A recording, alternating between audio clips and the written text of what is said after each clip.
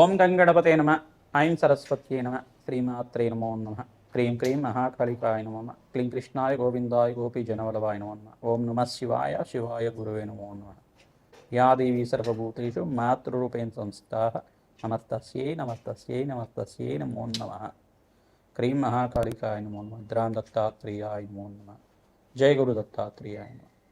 YouTube ప్రేక్షకులకి అందరికీ కూడా నమస్కారం అండి. నేను పాలపర్తి గురునాథ శర్మ, జ్యోతిషం వాస్తు సిద్ధాంతిని. మీకంతా కూడా ఈ యొక్క గోచార ఫలితాలంతా కూడా విశ్లేషణ చేయడం జరుగుతుంది. గ్రహాల యొక్క స్థితిగతి, కలయిక, వాటి ప్రభావం అంతా కూడా వివిధ రాశుల వాళ్ళకి, మేషాది ద్వాదశ రాశుల వాళ్ళకి ఎటువంటి ప్రభావం చూపిస్తుంది, వాటి ప్రభావం వల్ల అదృష్టి యోగం ఏ రకంగా వస్తుంది, అష్టైశ్వర ప్రాప్తి ఏ రకంగా వస్తుంది. ప్రధానంగా చూసుకుంటే ఈరోజు మనం చెప్పబోయే విషయం ఏంటిదంటే, ప్రధానంగా శుక్రుడి యొక్క మార్పు, నవంబర్ నెల మాస ఫలితాల్లో భాగంగా శుక్రుడి మార్పు అంతా కూడా ఏ రకంగా మేషాది ద్వాదశ రాశుల వాళ్ళకి ఫలితాలంతా కూడా తెప్పడం జరుగుతుంది. ప్రధానంగా గ్రహస్థితి అంతా కూడా చూసుకుంటే మీనరాశిలో శనీశ్వరుడి సంచారం జరుగుతుంది. కుంభరాశిలో అంతా కూడా రాహు సంచారం, ఈ యొక్క కేతు సంచారం అంతా కూడా సింహరాశిలో సంచారం జరుగుతుంది. ఈ యొక్క రవి బుధ ఆదిత్య యోగంలో అంతా కూడా ప్రధానంగా చూసుకుంటే రవి యొక్క సంచారం అంతా కూడా ఈ యొక్క తులారాశిలో సంచారం జరుగుతుంది. మరియు ఇక్కడ చూసుకుంటే బుధుడంతా కూడా ఈ యొక్క వృశ్చిక రాశిలో సంచారం జరుగుతుంది. అంగారకుడ సంచారం కూడా వృశ్చిక రాశిలో సంచారం జరుగుతుంది. ప్రధానంగా చూసుకుంటే శుక్రుడి సంచారం అంతా కూడా ఇక్కడ కన్యా రాశిలో సంచారం చేస్తున్న శుక్రుడు భగవానుడు అంతా కూడా నవంబర్ 3వ తారీఖు రోజున అంతా కూడా నీచ స్థానం నుంచి తన స్వచ్ఛేత్రమైన తులారాశికి ప్రవేశం చేస్తున్నాడు. తన స్వచ్ఛేత్రమైన తులారాశిలో ప్రవేశం చేసిన శుక్ర భగవానుడు అంతా కూడా రవితో పాటు, అంటే సూర్య భగవానుడితో పాటు కలియికతో ఉంటాడన్నమాట. 18వ తారీఖు దాకా జరుగుతుంది ఈ యొక్క గ్రహ గోచారం అంతా కూడా. ఈ యొక్క ఫలితాలంతా కూడా చూసుకుంటే శుక్ర భగవానుడు ప్రధానంగా నీచ స్థానం నుంచి బయటపడి తన సొంత ఇల్లైన తులారాశిలో ప్రవేశం చేయడం వల్ల అఖండమైన అష్టైశ్వర ప్రాప్తి కలగడానికి ఆస్కారం ఉంటుంది.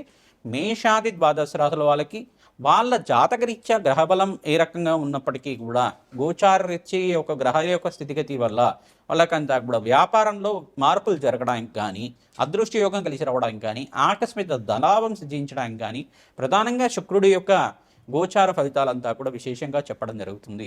శుక్రుడు ప్రధానంగా చూసుకుంటే మహాలక్ష్మి స్వరూపంగా, మహాలక్ష్మి అనుగ్రహం కోసం అని చెప్పేసి ప్రధానంగా శుక్రుడి ఆరాధన చేయడం వల్ల మీకంతా కూడా స్థిరలక్ష్మి స్థిర నివాసంగా ఉండడానికి ఆస్కారం ఉంటుంది.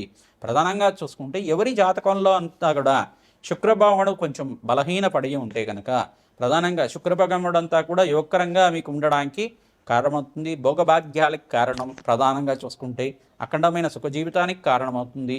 ఈ యొక్క అన్యోన్య దాంపత్యానికి కారణమవుతుంది. శుక్ర భగవానుడు అంతా కూడా ప్రధానంగా వ్యాపారంలో మార్పులు కలగాలన్నా, వ్యాపారంలో మంచి కీర్తి గణించాలన్నా, సంఘంలో గౌరవం పెరగాలన్నా, వ్యాపారాన్ని విస్తారం చేసుకోవాలన్నా, వ్యాపారంలో అష్టైశ్వర్య యోగం రావాలన్నా శుక్ర భగవానుడు కారణమవుతాడు. ప్రధానంగా శుక్ర భగవానుడు అనుగ్రహం వల్ల మీకంతా కూడా అష్టైశ్వర్య యోగం సిద్ధించేయాలి అంటే కనుక ఎటువంటి పరిష్కారం ఆచరించాలి, ఈ యొక్క ఫలితాల్లో అంతా కూడా తెలుసుకోవడం జరుగుతుంది.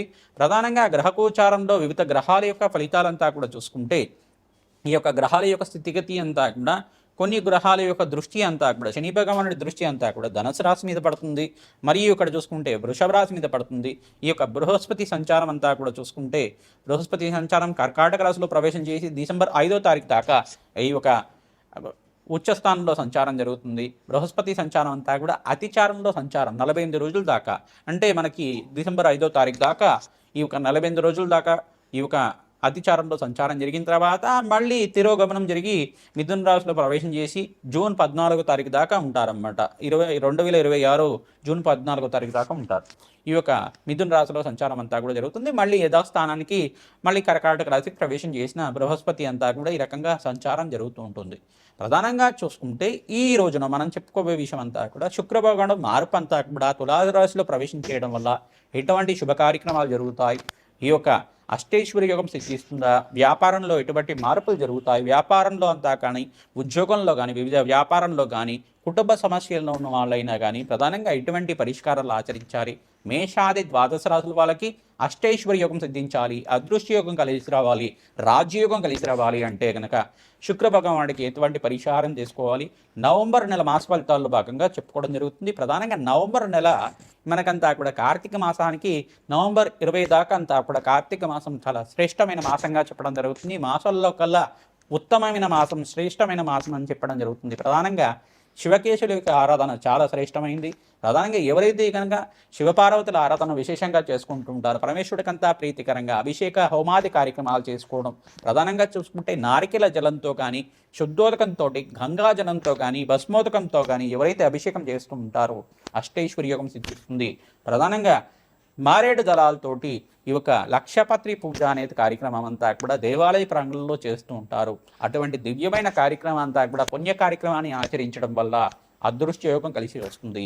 మహాలక్ష్మి ప్రీతికరంగా మారేడు దళాలతోటి, తులసి దళాలతోటి అర్చన విధానం చేయించుకోవడం వల్ల నిత్యమంతా కూడా మహాలక్ష్మీదేవికి అంతా కూడా త్రిసూక్త విధానంగా యజ్ఞాధికరతులు ఆచరించడం వల్ల, లక్ష్మీ కుబేర శాంతి హోమాది కార్యక్రమాలు చేయడం వల్ల అదృష్ట యోగం కలిసి వస్తుంది. ప్రధానంగా గోమాత సేవ ఎవరైతే నిత్యమంతా కూడా చేసుకుంటూ ఉంటారో మీకంతా కూడా ఆకస్మిక ధనలాభం, ధనయోగం సిద్ధించడానికి ఆస్కారం ఉంటుంది. మేషాది ద్వాదశ రాశుల వాళ్ళకి గోచారీత్యా శుక్రుడి మార్పు వల్ల ఎటువంటి ఫలితాలు వస్తాయో తెలుసుకుందాం. తులారాశి జాతకులకి ఈ యొక్క నవంబర్ నెల మాస ఫలితాల్లో భాగంగా ఎటువంటి ఫలితాలు వస్తున్నాయో తెలుసుకుందాం. విశేషంగా శుక్రుడి మార్పు అంతా కూడా తులారాశిలో ప్రవేశం చేసిన శుక్ర భగవానుడు అంతా కూడా రాజయోగానికి కారణమవుతున్నారు. ప్రధానంగా స్వల్ప దోషం ఏంటిదంటే ఇక్కడ నీచ స్థానంలో రవి భగవానుడు సంచారం చేయడం, 18వ తారీఖు తర్వాత మార్పు చెందుతుంటారు కావున విశేషమైన పుణ్యయోగం సిద్ధిస్తుంది. ప్రధానంగా కార్తీక మాసంలో విశేషంగా పరమేశ్వరుడి ప్రీతికరంగా అభిషేక హోమాది కార్యక్రమాలు ఆచరించడం, కార్తీక దీపదానం చేయడం, దీపాలంతా కూడా పౌర్ణమి వేళల్లో దేవాలయ ప్రాంగణంలో మీరంతా కూడా కార్తీక దీపం అంతా కూడా వెలిగించడం వల్ల అదృష్ట యోగం కలిసి వస్తుంది. విశేషంగా మీరంతా కూడా సాలిగ్రామ దానాన్ని చేయడం వల్ల మీకు లాభాలు గణించడానికి ఆస్కారం ఉంటుంది. పుణ్యయోగం సిద్ధిస్తుంది. శాశ్వత బ్రహ్మలోక ప్రాప్తి కలుగుతుంది. పితృదోష నివారణం అంతా కూడా కలుగుతుంది. అదృష్ట యోగం కలిసి వస్తుంది.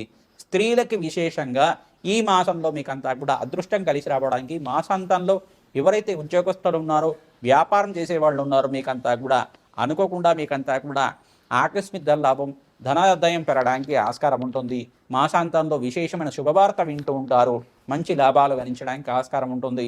ఈ యొక్క అగ్నికి నవధాన్యాలు సమర్పించడం వల్ల రాజయోగం సిద్ధిస్తుంది. ప్రధానంగా మీ జన్మజాతకం చూపించుకొని శుక్రుడికి, ఇక్కడ బృహస్పతికి, శని భగవానుడికి మరియు అంగారకుడికి అంతా కూడా జపహోమాది కార్యక్రమాలు చేసుకోవడం వల్ల రాజయోగానికి కారణమవుతుంది. అదృష్ట యోగం కలిసి వస్తుంది. బంధుమిత్రుల యొక్క సహాయ సహకారాలు, మిత్రి యొక్క సలహాలంతా కూడా తీసుకొని ప్రణాళికలంతా కూడా వేసుకోవడం, నూతన వ్యాపారంలో మీరంతా కూడా మార్పు చెందడం వల్ల అదృష్ట యోగం కలిసి వస్తుంది.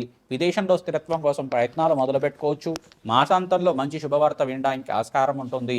విశేషంగా లక్ష్మీనారాయణ కళ్యాణం కానీ, లక్ష్మీ నరసింహస్వామి కళ్యాణం అంతా కూడా ఆచరించడం వల్ల జన్మజాతకంలో ఉండే సకల గ్రహదోష నివారణ కలుగుతుంది. ఈ యొక్క పౌర్ణమి వేళల్లో కానీ, ఈ యొక్క కార్తీక మాసంలో కానీ శివపార్వతుల కళ్యాణం ఆచరించడం వల్ల అఖండ పుణ్యప్రాప్తి కలుగుతుంది. దేవాలయ ప్రాంగణంలో పౌర్ణమి వేళల్లో అన్నదానం చేయించడం వల్ల అదృష్ట యోగం కలిసి వస్తుంది. లాభాలు గణించడానికి ఆస్కారం ఉంటుంది. భస్మాభిషేకం చేయించుకున్న వాళ్ళకి అపముచ్చు దోష నివారణ కలుగుతుంది. పుణ్యక్షేత్ర దర్శనాలు ఆచరించండి. ఓం అరుణాచలేశ్వరాయ నమః నామాన్ని అంతా కూడా జపాన్ని ఆచరించడం వల్ల అదృష్ట యోగం కలిసి వస్తుంది. మీరంతా కూడా రోగ బాధలంతా కూడా ప్రధానంగా స్వల్పంగా సూచనప్రాయంగా చెప్పడం జరుగుతుంది. ఈ యొక్క జాయింట్ పెయిన్స్ కానీ, కాళ్ళ నొప్పులు కానీ, శిరోభారం కానీ, ఈ యొక్క జాయింట్ పెయిన్స్ అంటే వెన్నుపూక నొప్పి అంతా కూడా ఉండడం కానీ జరుగుతూ ఉంటుంది. కావున విశేషంగా నల్ల నువ్వులు దానం చేయాలి. మీరంతా కూడా ఎవరైతే కనుక శని భగవాను ప్రీతికరంగా నువ్వులు దానం చేస్తూ ఉంటారో మీకంతా కూడా మంచి సంపూర్ణమైన ఆరోగ్యం సిద్ధిస్తుంది. అదృష్ట యోగం కలిసి వస్తుంది. సూర్య నమస్కారాలంతా కూడా ఆచరించాలి. సూర్య భగవానుడు ప్రీతికరంగా గోధుమలు దానం చేసుకోవడం వల్ల సంపూర్ణ శరీర ఆరోగ్యము, దేహ పుష్టి అంటే సంపూర్ణమైన ఆరోగ్యం అంతా కూడా సిద్ధించడానికి ఆస్కారం ఉంటుంది. ప్రతినిత్యం కూడా మహాలక్ష్మి ప్రీతికరంగా శ్రీసూక్త విధానంగా తామర పూలతోటి, మారేడు దళాలతోటి హోమాది కార్యక్రమాలు చేసుకోవడం వల్ల అదృష్ట యోగం కలిసి రావడానికి ఆస్కారం ఉంటుంది. శ్రీమాత్రే నమః.